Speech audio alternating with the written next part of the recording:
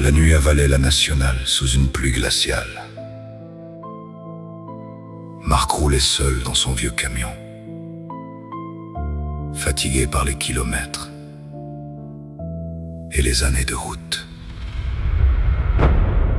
Dans la cabine, il n'y avait que le bruit du moteur et cette solitude que connaissent les routiers. Prudence, les collègues. Accident signalé plus loin. Reçu, puis soudain. Une voiture surgit devant lui dans la pluie.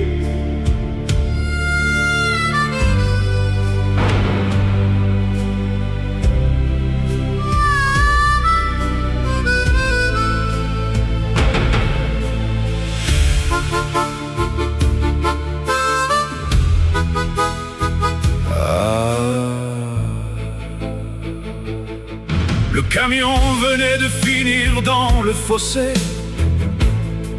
Le volant écrasait sa poitrine pendant que le sang coulait lentement sur son visage.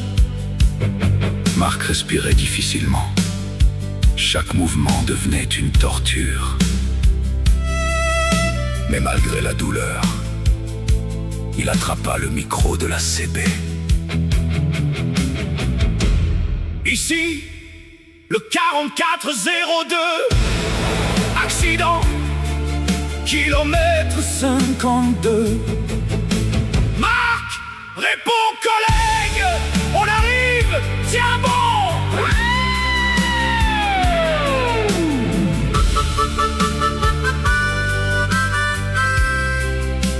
Alors dans la nuit, les routiers quittèrent l'autoroute un à un pour venir aider l'un des leurs.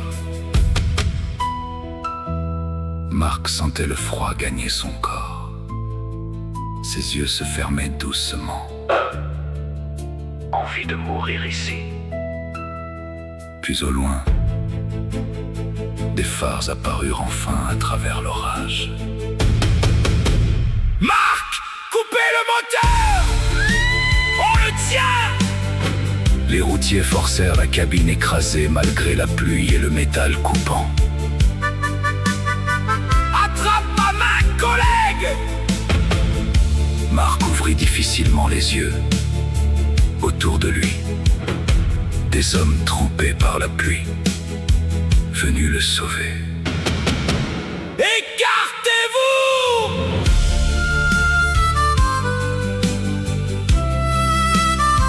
Écartez-vous.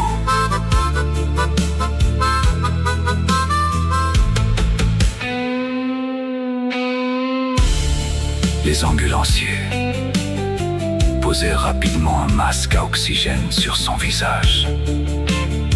Restez avec nous, monsieur! Tiens bon, Marc. Les gyrophares bleus découpaient la pluie noire pendant qu'on l'emmenait vers l'ambulance. À travers les portes qui se refermaient, Marc voyait encore les routiers debout sous l'orage, comme une famille silencieuse de la route. Quelques heures plus tard, à l'hôpital, la pluie tombait encore derrière les fenêtres. Il va survivre. Les routiers attendaient dans le couloir, fatigués, silencieux, mais présents. Personne reste seul sur la route.